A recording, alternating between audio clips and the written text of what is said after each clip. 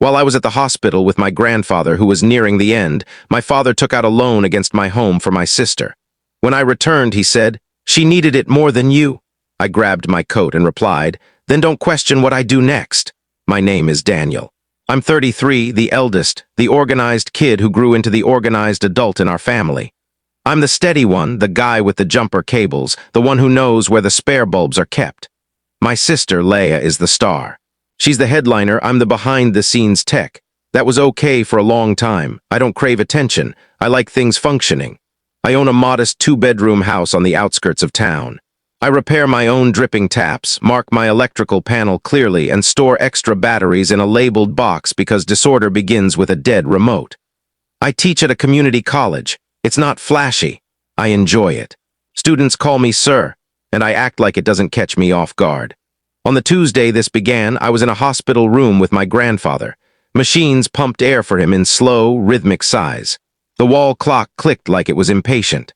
I'd slept in the stiff vinyl chair for 2 nights, arms folded over a denim jacket that still carried the scent of fresh detergent from a hurried load. I held his hand and talked about the Cardinals game from the night before because normalcy felt kind. My phone, face down on the tray next to tepid ginger ale and plastic cups, kept vibrating with unknown callers. I muted it. I poured water for my grandmother. I guided her to the window and back. We spoke of nothing deliberately. When she dozed off, I checked my phone and saw 3 voicemails from a contact labeled County Records Office. No one calls from a records office with good news. I set the phone down without listening. My mind could handle only one emergency. At noon, my father arrived with 2 coffees and the upbeat energy I remembered from Little League games he pretended to enjoy. He kissed Grandma's forehead, gripped my shoulder, and pulled me into the hallway by the vending machines. "You look exhausted," he said. "I am." He glanced at my phone. "Put that away. Today's not for documents." "I didn't mention documents," I said. "Good, because your sister's got enough to deal with." He paused, corrected himself. "We all do." A nurse passed with a clattering cart. Dad lowered his voice. "After this," he said, meaning the hospital, meaning my grandfather fading in a room with fake plants, "we'll talk. Nothing big, just family matters." "Now?" I asked, because he had that look, like he'd tossed me a problem and would call me stubborn if I pushed it back. "Not now," he said. "Later, don't push it, be understanding." He said understanding the way some say asterisk shut up. Back in the room, my aunt leaned over the bed, murmuring a prayer. Dad handed me a coffee. It was sugary like Mom likes, not how I take mine. He stared at the machines. The sigh. "We're fortunate to have each other," he said, eyes on the screen, not me. "Your sister needs us. Don't turn everything into an argument." I stayed silent. The spark wasn't a fight. It was that phrase landing like a note passed in class, be understanding. "Don't argue." I set the coffee on the tray, took my grandfather's hand again, and watched the clock betray us. The mess didn't appear overnight. It built slowly, like a leak. Leia was the golden child from the start. Yearbooks, cheer squads, people who knew her birthday without reminders. My role at home was to haul the gear and stay out of sight while doing it. At 19, Leia popped a tire leaving a party because of debris on the road. I sent money to the tow driver since he only took 1 card. At 21, she lost her purse at a concert and called, sobbing in the rain. I drove an hour and covered a motel because she had no ID and they were strict. At 25, she launched a candle business online. I built her a basic budget and a playful logo in a few hours. She mailed me a scented sample but ignored the budget. When I asked how she'd manage stock, she said, "You always sort it out." Our parents helped in their way. Dad runs a small construction team. He can name every tool by its hum. Mom gardens like she's pitching for a feature in a glossy magazine. They love us. They love Leia loudly. They love me softly and asked me to be patient when soft felt like a wound. When I was 25, I bought my house with Dad's help. He insisted on being on the deed to secure a better rate, and because we'd eventually set up a family trust. I trusted him. The trust never happened. Work holidays, Leia's crises. It stayed a line on a title we shared. Small slights stacked into big ones. Mom would slip me a bill just this once. Dad would ask me to cover payroll for his crew. 2 days, tops. Leia used my Amazon account and texted a photo of a ring light captioned for the brand. If I paused, someone called me inflexible. If I followed up, they'd say, "We're family, not a ledger." 3 months ago, Leia decided to open a wellness studio. Not a gym, not a spa, but something with greenery and neon signs. She had a vision board, a lease she adored, and a landlord who wanted a firm commitment. She needed a deposit, renovations, equipment, big numbers. I can't, I said, because sometimes you can't. My mortgage, my roof, a water heater that sometimes complained. I offered to review her cash flow, look at leasing options, find used equipment. She rolled her eyes. God, you're so bureaucratic. Dad said, we'll handle it. In the weeks that followed, handle it became subtle alerts. A bank email, your address has been updated. A text from Dad, need your insurance docs for the house. Just checking. A group chat where Mom wrote, so proud of us pulling together. When I asked, Dad called it routine, nothing major. Don't overreact, he said. So when those voicemails from the county records office came at the hospital, I didn't listen. My grandfather was more important than my notifications. But Dad's words, *be understanding*, looped in my head while the machines sighed like weary beasts. Grandpa passed Wednesday morning. He slipped away quietly as he wanted. We signed forms, hugged in ways that felt hollow, and drove home in that dazed, floaty quiet where every stoplight burns too bright. I walked into my house after 3 days of hospital antiseptic and found 2 envelopes on the mat, one from my bank, one from a bank I didn't use. I hung my coat, fed the cat, took a scalding shower, then sat at the table with a towel over my head like a kid, opening the envelopes like they might hold invitations. Welcome to your new home equity line of credit *, the first one chirped. It listed a credit limit, a variable rate, and an initial draw of $68,000 sent to a third-party escrow. The second was slimmer, a county recorder notice, a lien filed against my address.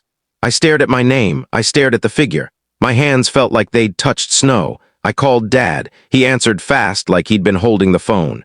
Calm down, he said before I spoke. We took care of it. What's it? The house, the equity, he said, upbeat in a way that made my neck tense. We opened a line, smart move, low interest. Leia needed it for the lease. You put a lien on my house, I said. It sounded unreal even as I said it. While I was at the hospital. Come on, our * house, he corrected, sharp. I'm on the deed too. It was time that property worked for the family. Your sister needed a boost. This is an investment, Daniel. You didn't ask me, he sighed like I was missing a memo. If I'd asked, you'd have made it a whole ordeal. That's why I waited till it was done. She needed it more than you. There it was, the sentence. It landed so plain I almost chuckled. I looked around my kitchen, the chipped clock, the worn chair, the small yeses I'd given my whole life, and felt more catch like a jammed drawer. How much? I asked. 68 to start, he said. Then draws as she hits goals. We'll cover interest from the business until it's running. It's a family effort. No, I said, steady like when I tell students to reboot and count to 10. It's my house. Daniel, he said, soft now, the voice that used to make me feel like a good kid. Don't paint me as the villain for helping your sister. She's got momentum. You've got security. We're evening things out. I looked at the cat. He blinked. My towel dripped on my neck. My coat hung heavy. When did you sign? I asked. Yesterday. Don't overthink it. Get some rest. We'll swing by after dinner.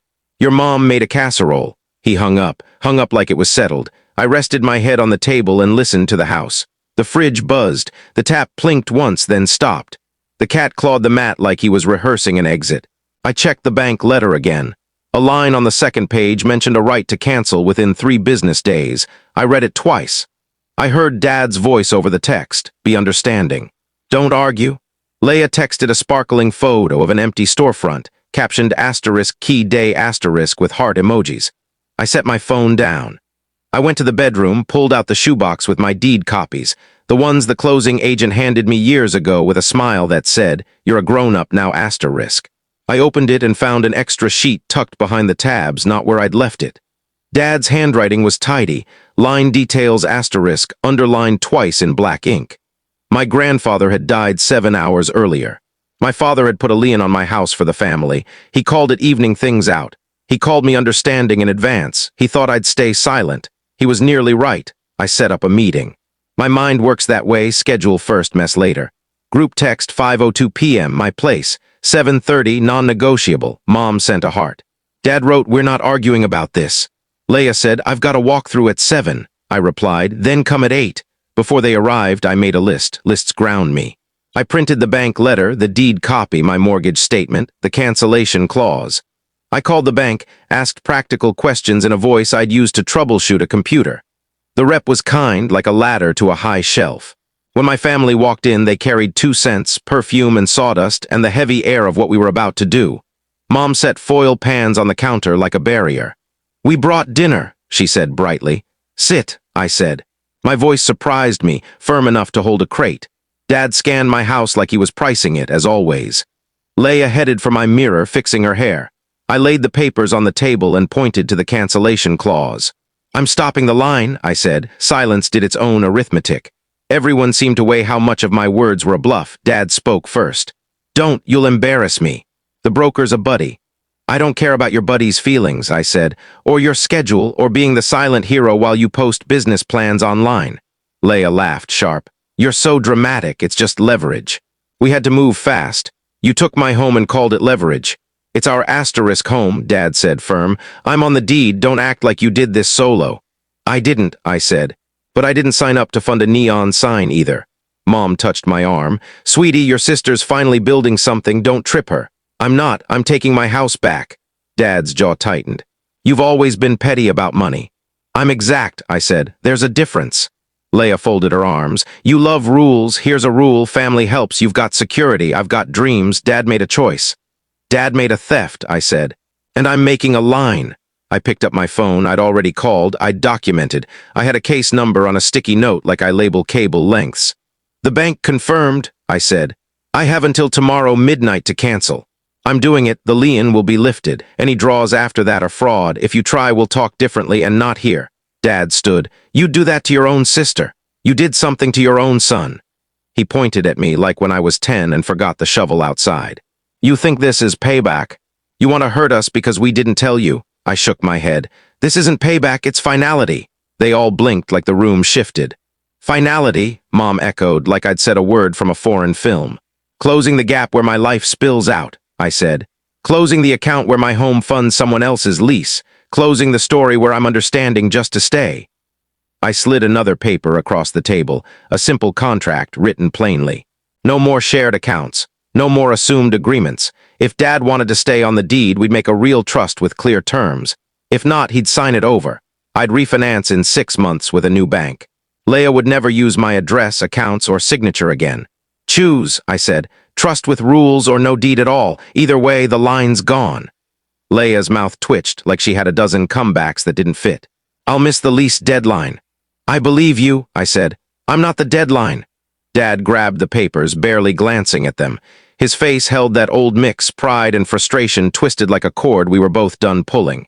"You'll regret this," he said, not a threat, a prediction. "Maybe," I said, "but it'll be my regret." I walked to the sink. The water hissed. I held my phone but didn't need to press anything. I'd already sent what mattered. We stood in the same room, related but miles apart.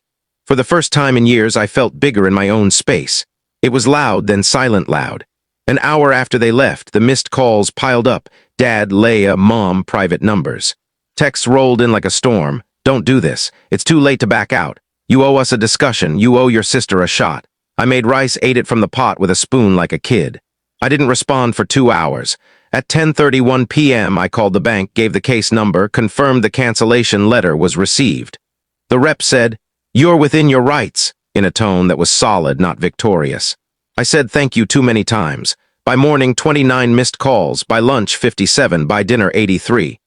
Leia sent a long text, broken into dramatic lines. "You don't get timing. The crew's ready." I told everyone we're funded. "You're shaming me. Do you want me to fail?" I stared until the text faded. I typed, "I want you to keep me out of your plans." Then I set the phone down like closing a book.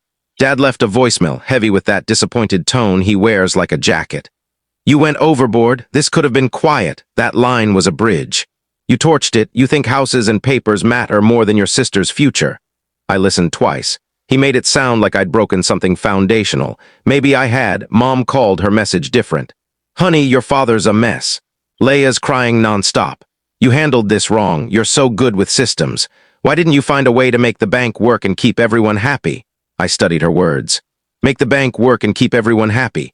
I left the phone by the sink and scrubbed a pan like it had offended me.